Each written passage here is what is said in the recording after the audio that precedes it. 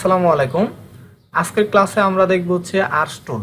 তো আর্টস টুলের জন্য আমরা যাব সেখানে আমাদের যে লাইন সেগমেন্ট টুলের উপর রাইট বাটন ক্লিক করলে আমরা আর্টস টুলটা দেখতে পারবো। তো আর্টসের যে কাজটা সেটা হচ্ছে আমরা আর্টস টুলে ক্লিক দেওয়ার পরে এখানে যদি নিচের দিকে যদি ক্লিক দিয়ে উপরের দিকে ড্র্যাগ করি তাহলে এরকম এইভাবে আসবে। আবার যদি আমরা উপর থেকে নিচের দিকে ড্র্যাগ করি তাহলে এইভাবে আসবে। আবার এই দিক থেকে যদি উপরের দিকে ড্র্যাগ করে নিচের দিকে আসি তাহলে এইভাবে আসবে। আবার যদি আমরা নিচ থেকে ড্র্যাগ করে উপর দিকে যাই তাহলে এইভাবে আসবে। বুঝতে পারছি, আশা করি সবাই বুঝতে পারছি যে আর্টস টুলটা কীভাবে কাজ করে, উপরের দিকে ডান দিকে নিলে কীভাবে হবে, বাম দিকে নিলে কীভাবে হবে। এটা ডিলিট করে দিই। তো আমরা আবার নেই আমাদের আর্টস টুল, এখানে ক্লিক দেওয়ার পরে আমরা কি করলাম, উপরের দিকে নিয়ে আসলাম। যদি শিফট ধরে উপরের দিকে নিয়ে আসি তাহলে সমান আকারে সুন্দরভাবে যাবে। দেখছি শিফট না ধরলে বিভিন্ন অ্যাঙ্গেল আমরা নিতে পারবো, কোনো সমস্যা নাই। কিন্তু আমরা যদি শিফট ধরি তাহলে এইভাবে আসবে। ওকে, তো এটাকে আমরা শিফট ধরে নিলাম। তারপর আমরা যদি চাই উপর থেকে নিচের দিকে যদি শিফট ধরে নিয়ে আসি তাহলে একদম আমরা এই কাটায় কাটায় এখানে লাগাই দিতে পারবো। ওকে, তো এখানে লাগাই দেওয়ার পরে হচ্ছে আমরা দেখতে পাচ্ছি আমাদের একটা পাতার মতো কিন্তু হয়ে গেছে আমাদের এটা।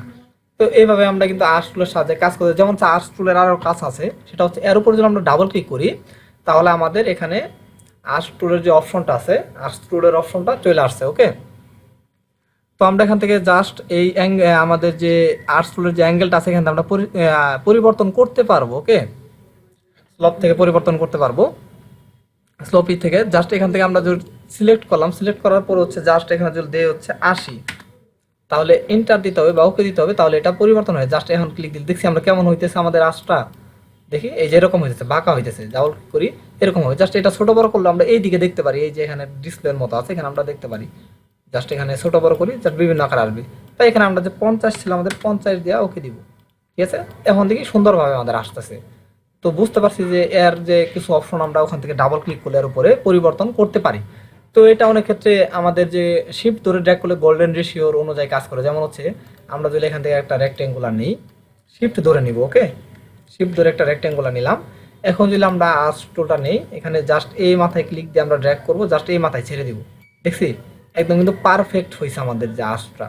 তো এটা এরকম ভাবে কাজ করে। জাস্ট এটাকে সিলেক্ট করার পর আমরা একটা লোগো তৈরি করা যায় এটাতে, যেমন সিম্পল ধরনের। এখান থেকে আমরা পেন বাকেট টুল নিলাম, এখান থেকে আমরা এটাকে দিলাম লাল, এটাকে দিলাম সবুজ।